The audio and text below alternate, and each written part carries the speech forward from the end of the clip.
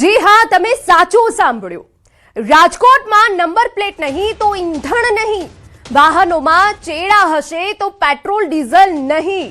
રાજકોટ સીપીનું આ જાહેરનામું છે. નિયમ ભંગ કરનાર સામે એફઆઈઆર થશે. વાહન ચાલક અને પંપ સંચાલક સામે કડક પગલાં લેવાશે. ઘર્ષણ થાય તો પોલીસે જાણ કરવા આદેશ. રાજકોટ શહેર પોલીસ કમિશનર વિસ્તારમાં વાહન માલિકો દ્વારા રજીસ્ટ્રેશન નંબર પ્લેટ કાઢી નાખી, ભૂંસી નાખી કે ચેડા કરીને વાહન ચલાવવા પર રોક લગાવવા એક મહત્વપૂર્ણ નિર્ણય લેવાયો. પોલીસ કમિશનર દ્વારા નંબર પ્લેટ નહીં તો ઈંધણ નહીંના સૂત્ર સાથે કડક જાહેરનામું બહાર પાડ્યું. જો કે ગુજરાતમાં આ પ્રકારનો નિર્ણય લેવાનાર રાજકોટ પ્રથમ શહેર બન્યું છે. આ હુકમ મુજબ રાજકોટ શહેરના તમામ પેટ્રોલ, ડીઝલ અને સીએનજી પંપ સંચાલકો તથા કર્મચારીઓને સ્પષ્ટ અને માન્ય નંબર પ્લેટ વગરના કોઈ પણ વાહનમાં ઈંધણ પૂરવા પર તાત્કાલિક અસરથી પ્રતિબંધ ફરમાવવામાં આવ્યો. નિયમોનો ભંગ કરનાર સામે ફરિયાદ કરાશે. આ જાહેરનામું તારીખ 17 ઓગસ્ટ 2026 થી 16 ઓક્ટોબર 2026 સુધી અમલમાં રહેશે.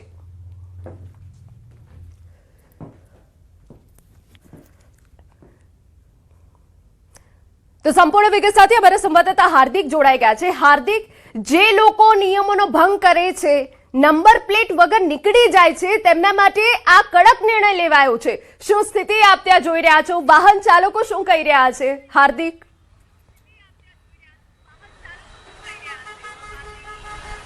ચોક્કસથી પ્રીતિ, હું સૌપ્રથમ રાજકોટ શહેરના પેટ્રોલ પંપ બહારના દ્રશ્યો બતાવવા માંગીશ. અહીંયા જે વાહન ચાલકો આવે છે, અત્યારે જે મોટાભાગના વાહન ચાલકો છે તેમની નંબર પ્લેટ જોવા મળી રહી છે. બંને સાઈડની નંબર પ્લેટ સાથે વાહન ચાલકો છે તે પેટ્રોલ પુરાવી રહ્યા છે.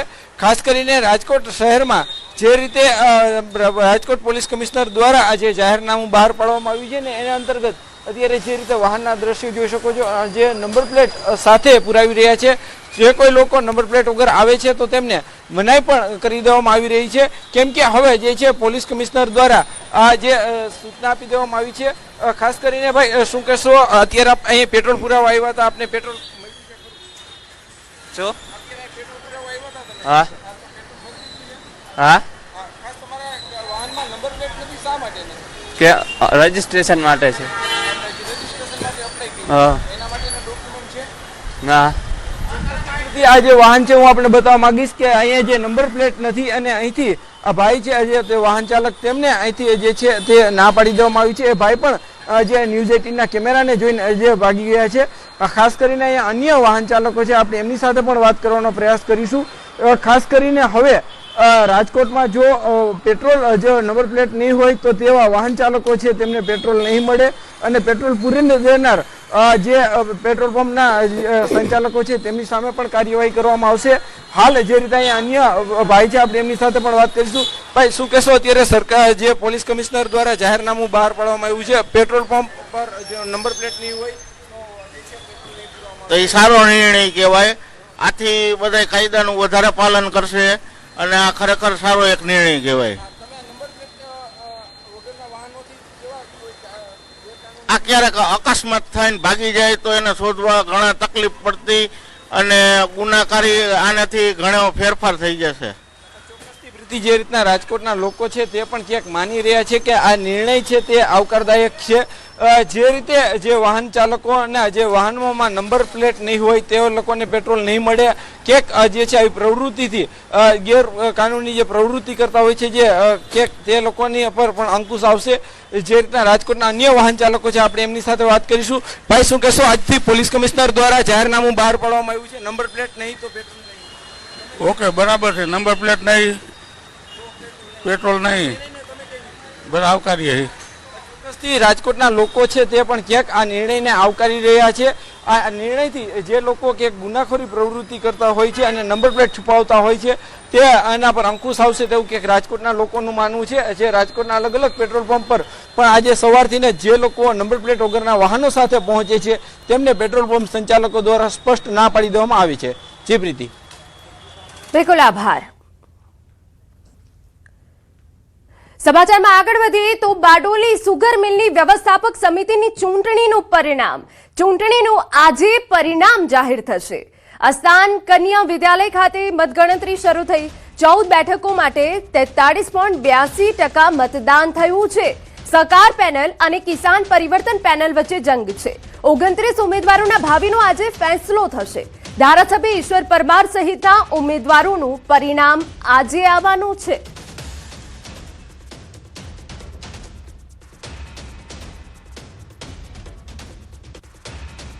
એશિયાની સૌથી મોટી સુગર મિલ કહેવાતી સુરત જિલ્લાની બારડોલી સુગર મિલની વ્યવસ્થાપક સમિતિની ચૂંટણીનો માહોલ જોવા મળ્યો છે. ખાસ કરીને ગત રવિવારના રોજ અહીં મતદાન થવા પામ્યું હતું અને 14 બેઠક ઉપર મતદાન માટે 28 જેટલા ઉમેદવાર એટલે કે કિસાન પરિવર્તન પેનલના 14 અને સહકાર પરિવર્તન પેનલના 14 જેટલા ઉમેદવાર તદ ઉપરાંત એક અપક્ષ ઉમેદવારે પણ ઉમેદવારી કરી હતી અને સમગ્ર બાબતે 5340 મતદારોમાંથી આ ભારત ગુજરાતની અંદર હોય એવા મત સભાસદો 2490 જેટલા તેમાં 44% જેટલું મતદાન થવા પામ્યું હતું. જે અંતર્ગત આજ રોજ કન્યા વિદ્યાલય ખાતે આજે સમગ્ર આજે વ્યવસ્થાપક સમિતિના જે ઉમેદવારોનું ભાવિ જે સીલ થયું હતું એની મત ગણતરી હાલ કન્યા વિદ્યાલય ખાતે શરૂ થવા પામી છે. અને ખાસ કરીને વાત કરવામાં આવે તો આ જે બારડોલી સુગર એ એક મોટું એ કહેવાય છે કે જે એનઆરઆઈઓ છે તે પણ મતદાન કર્યું છે.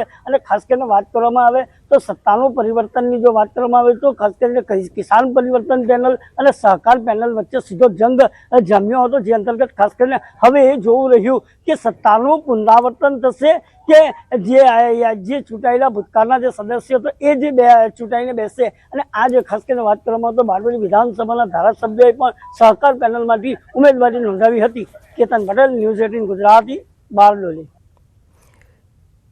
અન્ય મહત્વના સમાચાર. મોરબીના ટંકારા તાલુકાના નેક નામ દહીં સરડા રોડ પર હિટ એન્ડ રનની ઘટના બની. રસ્તા પરથી મોપેડ લઈને પસાર થઈ રહેલા 67 વર્ષીય વૃદ્ધને અજાણ્યા ડમ્પર ચાલકે અડફેટે લીધા હતા. ડમ્પરની અડફેટે ગંભીર ઈજાઓ પહોંચતા વૃદ્ધનું ઘટના સ્થળે જ કરુણ મોત નીપજ્યું હતું. અકસ્માત બાદ ડમ્પર ચાલક વાહન સાથે ફરાર થઈ ગયો. બનાવની જાણ થતાં ટંકારા પોલીસની ટીમ તાત્કાલિક ઘટના સ્થળે પહોંચી હતી અને મૃતદેહને પોસ્ટમોર્ટમ માટે ખસેડવાની કાર્યવાહી હાથ ધરી હતી. સમાચાર. મહેસાણામાંથી હિટ એન્ડ રનની ઘટના બની છે. 20 અગર મહેસાણા હાઈવે પર કાર ચાલકનો આતંક સામે આવ્યો. કારની ટક્કરે સાયકલ સવાર આધેડનું મોત થયું. 56 વર્ષીય દિનેશજી માનાજી ઠાકોરનું ઘટના સ્થળે જ મોત થયું છે. અકસ્માત બાદ કાર ચાલક ફરાર થઈ ગયો છે. અમે આપને જણાવી દઈએ કે અકસ્માત બાદ કાર ચાલક ફરાર થઈ ગયો. પોલીસે વધુ તપાસ હાથ ધરી છે. પરંતુ આ હિટ એન્ડ રનના કેસમાં સાયકલ સવાર આધેડનું મોત થયું છે. તો બે અલગ અલગ તસવીરો અમે આપને બતાવી રહ્યા છે કે જ્યાં કારની ટક્કરે સાયકલ સવાર આધેડનું મોત થઈ ગયું છે. મહેસાણામાંથી આ બનાવ સામે આવ્યો છે. જો કે જેવો બનાવ બન્યો કાર ચાલક ત્યાંથી ફરાર થઈ ગયો હતો. પોલીસે પણ તેને શોધવા માટે હવે તજવીજ હાથ ધરી હોવાની વિગત. પુણેમાં ખરાબ રસ્તાએ 11 વર્ષના બાળકનો ભોગ લીધો છે. રસ્તા પરના ખાડાના કારણે બાળક સ્લીપ થતા અકસ્માત થયો. આઈશર ટ્રકની અડફેટે આવતા 11 વર્ષના બાળકનું ઘટના સ્થળે મોત થયું. પિતા, પુત્ર અને પુત્રી ટ્યુશન જઈ રહ્યા હતા. મહાલુંગેમાં ગ્રીન કોટ સોસાયટી પાસે ગમખ્વાર અકસ્માતની ઘટના બની. સમગ્ર અકસ્માતની ઘટના સીસીટીવીમાં કેદ થઈ. ખરાબ રસ્તા અને ખાડાઓને લઈને સ્થાનિકોમાં ભારે રોષ છે.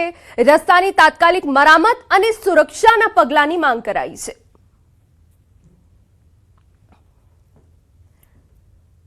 સમાચાર. વડોદરામાંથી બાઇક પર જોખમી સવારીના દ્રશ્યો સામે આવ્યા.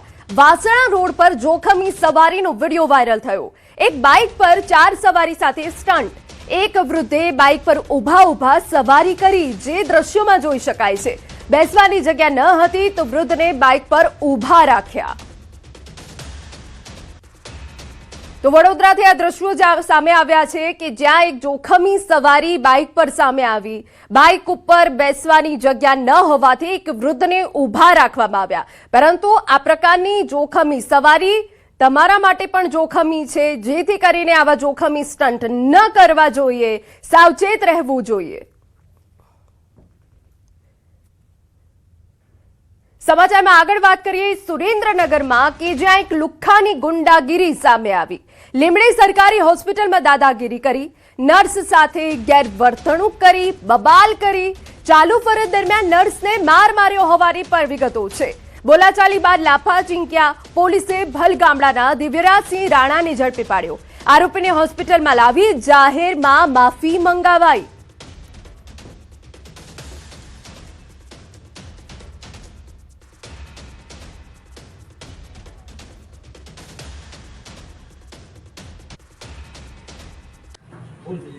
ભવિષ્યમાં હવે આવી દુઃખ પરિવાર નહીં કરું.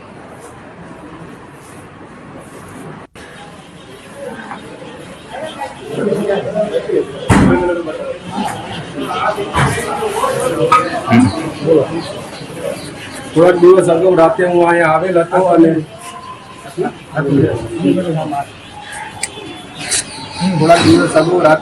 આવ્યો હતો અને મારામારી કરી હતી અને ઝઘડો કરેલ હતો. હવે પછી ભવિષ્યમાં હું આવી ભૂલ નહીં કરું અને બીજા લોકોને પણ કહું છું કે હવે કોઈ પણ વ્યક્તિ અહીંયા કોઈ પણ પ્રકારની મગજમારી કરવી નહીં. સમાચાર અરવલ્લીમાંથી કે જ્યાં કૂવામાં પડતા યુવાનનું મોત થયું. મેઘરજના લીભોદરા ગામે કૂવામાં પડતા યુવાન મોતને ભેટ્યો. ઘર નજીક 22 વર્ષીય ડામોર બિપિન નામના યુવાનનું કૂવામાં પડતા મોત થયું. મોડાસા ફાયરની ટીમ ઘટનાસ્થળે પહોંચી કૂવામાંથી મૃતદેહ બહાર કાઢવામાં આવ્યો.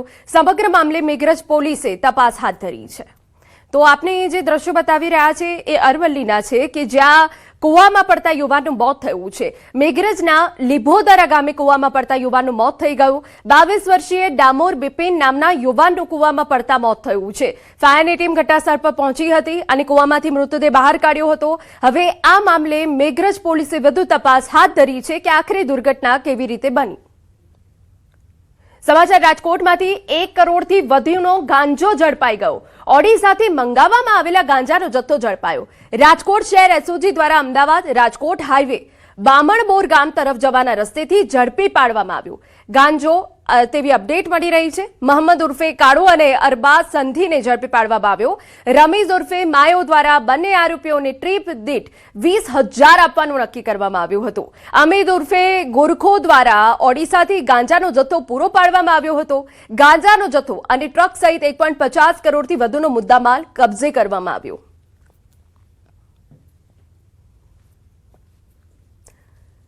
રાજ્યમાં 24 કલાકમાં 115 તાલુકામાં વરસાદ નોંધાયો છે. વલસાડના ધરમપુરમાં 1.5 ઇંચ વરસાદ પડ્યો, જ્યારે સુબીર પારડી ખેરગામ ઉમરપાડામાં 1 ઇંચથી વધુનો વરસાદ પડ્યો. રાજ્યના 12 તાલુકામાં 0.5 ઇંચથી વધુનો વરસાદ ખાબક્યો છે. તો અમે આપને જણાવી દઈએ કે રાજ્યમાં હજુ પણ કેટલાક સ્થળે છૂટોછવાયો વરસાદ જોવા મળી રહ્યો છે. 24 કલાકમાં 115 તાલુકા એવા છે કે જ્યાં વરસાદ પડ્યો. સારો વરસાદ વલસાડના ધરમપુરમાં 1.5 ઇંચ પડ્યો છે. એ સિવાય ખેરગામ ઉમરપાડામાં પણ 1 ઇંચથી વધુનો વરસાદ પડ્યો હતો. સમાચારમાં આગળ વાત કરીએ. સરદાર સરોવર નર્મદા ડેમની સપાટીમાં વધારો. ઉપરવાસમાંથી 10,200 ક્યુસેક પાણીની આવક. હાલ નર્મદા ડેમની સપાટી 135.21 મીટર પર પહોંચી. ડેમની મહત્તમ સપાટી 138.68 મીટર છે. ડેમની મહત્તમ સપાટીમાં માત્ર 3.47 મીટર બાકી. 24 કલાકમાં 12 સેન્ટીમીટરનો વધારો. નર્મદા ડેમ 88.80% ભરાયો.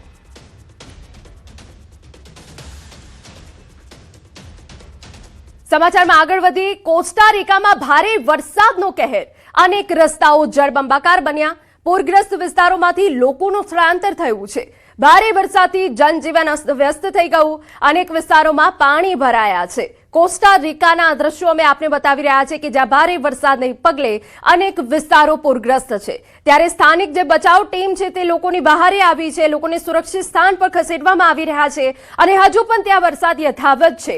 એટલે કે સુરક્ષા ટીમ માટે પણ હવે જે બચાવ કામગીરી છે મુશ્કેલ બની છે.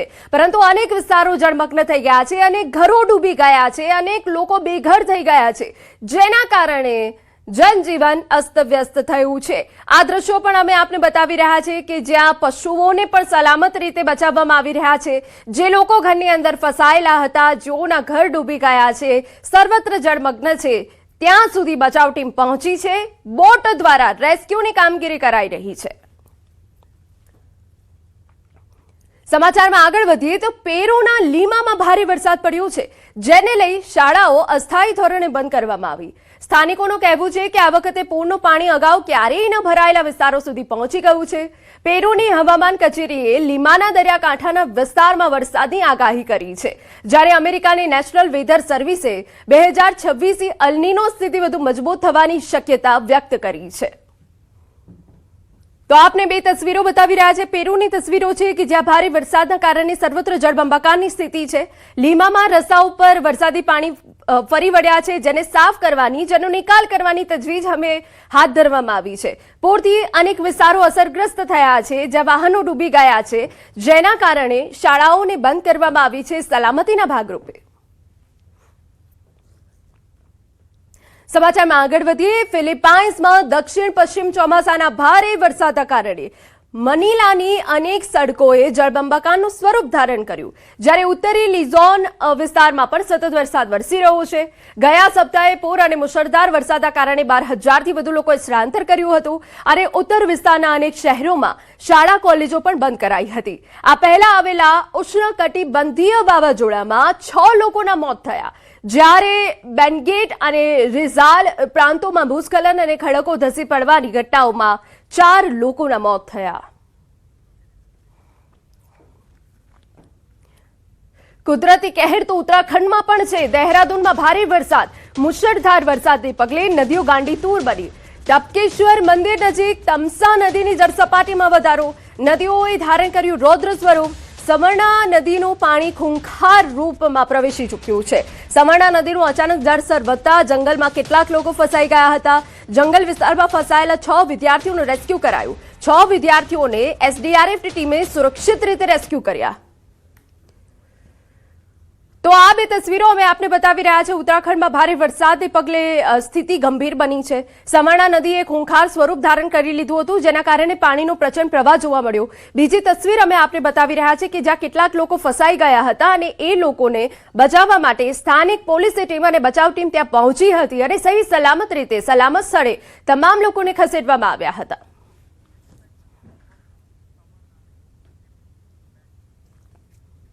ભારે વરસાદ બાદ ઉત્તરાખંડના ઋષિકેશમાં નદીઓ ગાંડીતૂર બની છે. એક કાર નદી પાર કરતી વખતે તેજ પ્રવાહમાં ફસાઈ ગઈ.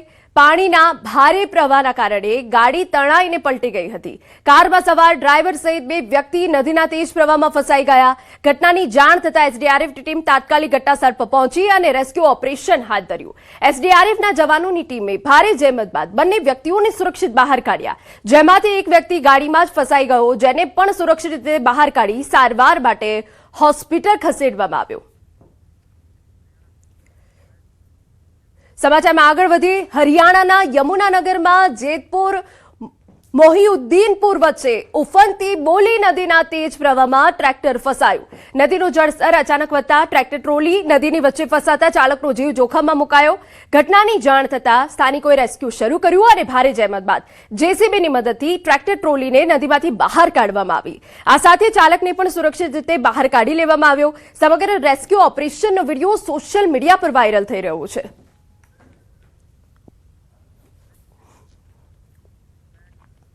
સમાચાર મહારાષ્ટ્રમાંથી. પ્રેમ સંબંધો લોહિયાળ અંજામ.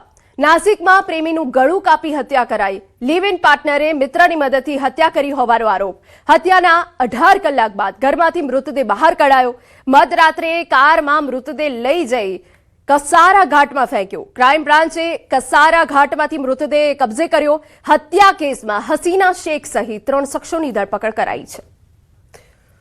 તો નાસિકમાં પ્રેમીનું ગળું કાપીને હત્યા કરાઈ હોવાની વિગતો અહીંયા મળી રહી છે. કારમાં મૃતદેહ લઈ જઈ કસારા ઘાટમાં ફેંક્યો. સમાચાર દિલ્હીમાંથી. બુરાડીમાં બિહારની સગીરાની હત્યા થઈ.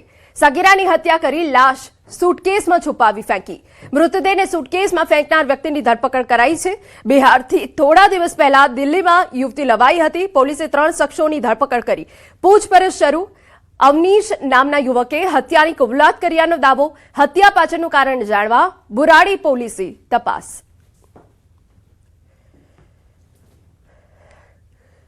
મહત્વના સમાચાર.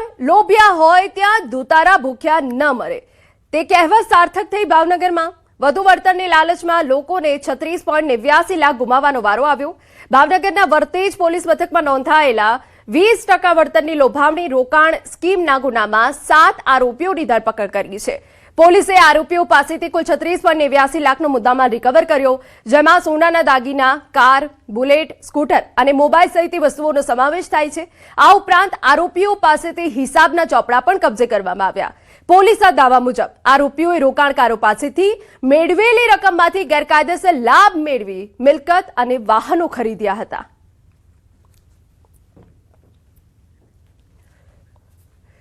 દાહોદ શહેરમાં આખલાઓનો આતંક સામે આવ્યો. દાહોદ શહેરના ગોદી રોડ વિસ્તારમાં આખલાઓનો આતંક. દાહોદ શહેરના બરચક વિસ્તારમાં આખલા યુદ્ધ જોવા મળ્યો. શહેરના બરચક વિસ્તારમાં આખલા યુદ્ધથી લોકો પરેશાન. આખલાઓના યુદ્ધને લઈ લોકોમાં નાસભાગ મચી. આખલાઓ યુદ્ધમાં લોકોના વાહનોને નુકસાન થયું. દાહોદ નગરપાલિકાની ઢોર પકડવાની કામગીરી સામે સવાલ ઉઠ્યા છે. દાહોદ નગરપાલિકાનું ઊંઘતું તંત્ર ક્યારે જાગશે તે એક સવાલ છે.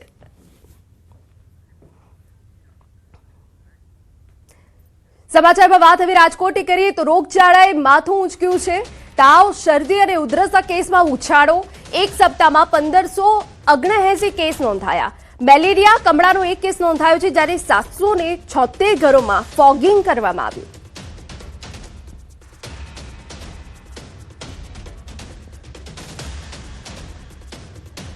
સમાચારમાં આગળ વધીએ. દેવભૂમિ દ્વારકા જિલ્લામાં વરસાદી ઘટ વચ્ચે સૌની યોજનાનું પાણી નિયમિત ન મળતા ખેડૂતોએ સરકાર સામે વિરોધ કર્યો. ખંભાળિયા નજીક દ્વારકા ખંભાળિયા હાઈવે પર ખેડૂતો અને કોંગ્રેસ આગેવાનો એકઠા થયા. ખેડૂતોની માંગ છે કે દ્વારકા જિલ્લાને તાત્કાલિક દુષ્કાળગ્રસ્ત જાહેર કરવામાં આવે. વરસાદ ખેંચાતા મગફળી, અડદ અને તલ સહિતના પાક પર સંકટ ઊભું થયું. સૌની યોજના મારફતે પહોંચેલું નર્મદાનું પાણી માત્ર 2 દિવસમાં બંધ થતા ખેડૂતોમાં રોષ ફેલાયો.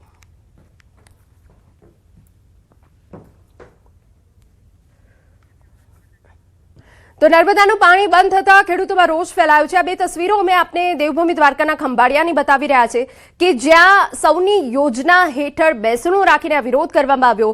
પાક ધિરાણ, વીજ બિલમાં રાહતની માંગ કરાઈ છે. માંગ ન સંતોષાય તો 21મીએ ઉગ્ર આંદોલનની ચીમકી ઉચ્ચારવામાં આવી છે. દ્વારકાને દુષ્કાળગ્રસ્ત જાહેર કરવાની પણ એક માંગ ઉઠી છે, જ્યાં મોટી સંખ્યામાં ખેડૂતો એકઠા થયા હતા અને વિરોધ પ્રદર્શન કર્યું હતું. દેવભૂમિ દ્વારકા જિલ્લામાં વરસાદી ઘટના કારણે ખેડૂતોની મુશ્કેલી વધી છે. ખંભાળિયા અને ભાનવડ તાલુકામાં ઓછા વરસાદ વચ્ચે ખેડૂતોએ મગફળી, અડદ, તલ સહિતના પાકોનું વાવેતર કર્યું છે, પરંતુ વરસાદ ખેંચાતા ઊભા પાકને બચાવવો મુશ્કેલ બન્યું છે.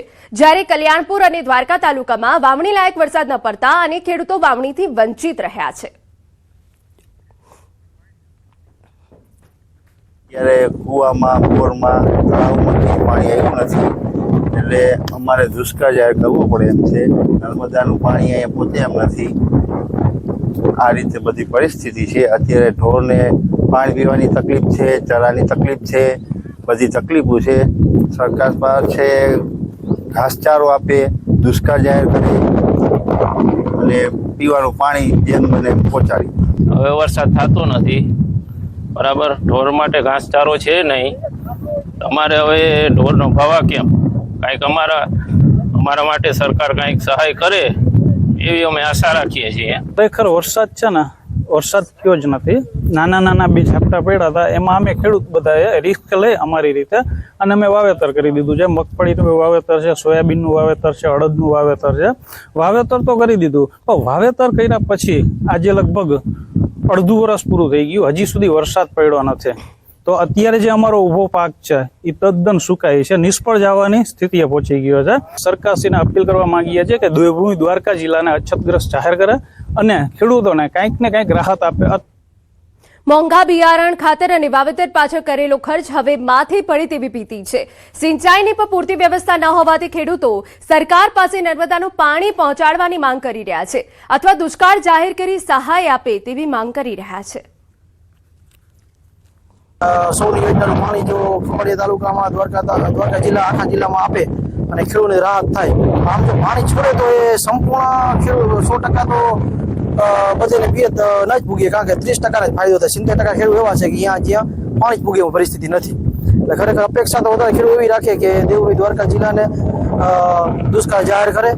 ખેડૂત ક્યાં જાય એમ, જેમ કે ખેતી ઉપર જ નિર્ભર છે. આવી રીતે દુષ્કાળ જાહેર કરી અને પેકેજ આપે તો કંઈક ખેડૂત સુકાઈ ગયો છે. જો આવી રીતે છે હાવ સાવ સુકાઈ ગયું એટલે હવે કાંઈ એવું લાગતું નથી કે વરસાદ થાય તો આ લીલો થાય એમ. વરસાદની જરૂર છે પણ હવે મોલ છે એ હવે 8-10 ટકે એમ નથી, હવે સુકાઈ જાય એમ છે. એટલે સરકારને એ કહેવાનું છે કે કાંઈ પણ અછતગ્રસ્ત જાહેર કરે અને બધાને સહાય આપે. દેવભૂમિ દ્વારકા જિલ્લામાં વરસાદની ઘટને લઈ ક્યાંક ને ક્યાંક ખેડૂતો મુશ્કેલીમાં મુકાયા છે. દેવભૂમિ દ્વારકા જિલ્લાની વાત કરીએ તો ખંભાળિયા અને ભાણવડ પંથકમાં ખેડૂતોએ સામાન્ય વરસાદમાં જોખમ લઈ અને વાવણી કરી હતી. હું આપને ખંભાળિયા પંથકના ખેતરોના દ્રશ્યો બતાવીશ. આપ સીધા દ્રશ્યો જોઈ શકો છો. ખંભાળિયા પાસે આવેલું આ હરિપર ગામ છે. હરિપર ગામમાં ખેડૂતોએ ઓછા વરસાદના કારણે જોખમ લઈ અને મગફળી સહિતના પાકોનું વાવેતર કર્યું હતું, પરંતુ જે મગફળીનો પાક છે તે પાક હાલ સુકાઈ રહ્યો છે. ખેડૂતો જણાવી રહ્યા છે કે જે જોખમ લઈને વાવેતર કર્યું હતું પરંતુ ઉગાવામાં પણ જે ઓછો ઉગાવો થયો છે. ખાસ કરીને વાત કરીએ તો ખંભાળિયા અને ભાણવડ પંથકમાં હાલ જે પાક છે તે પાક સુકાઈ રહ્યો છે. સાથે વાત કરીએ તો દેવભૂમિ દ્વારકા જિલ્લાના કલ્યાણપુર અને ઓખા મંડળ અને દ્વારકા પંથકમાં કેટલાક વિસ્તારમાં વરસાદ ન થવાના કારણે ખેડૂતોની વાવણી પણ નથી કરી. ત્યારે ખંભાળિયાની વાત કરીએ તો ખંભાળિયા અને ભાણવડ પંથકમાં સામાન્ય વરસાદમાં ખેડૂતોએ વાવણી કરી હતી, પરંતુ વરસાદની ઘટના કારણે જે ઊભો પાક છે તે હાલ સુકાઈ રહ્યો છે અને ખેડૂતોની હાલત હાલ કફોડી બની છે. ખેડૂતો માંગ કરી રહ્યા છે કે સરકાર તાત્કાલિક ધોરણે સર્વે કરી અને સહાય કરે અથવા દેવભૂમિ દ્વારકા જિલ્લાને દુષ્કાળગ્રસ્ત જાહેર કરે તેવી પણ માંગ કરી રહ્યા છે. સાથે ખેડૂતો કહી રહ્યા છે કે દ્વારકા જિલ્લામાં તાત્કાલિક ધોરણે નર્મદાનું પાણી છોડવામાં આવે અને ઘાસચારાની વ્યવસ્થા કરવામાં આવે. મુકુંદ મોકરિયા, ન્યૂઝ 18 ગુજરાતી, દેવભૂમિ દ્વારકા.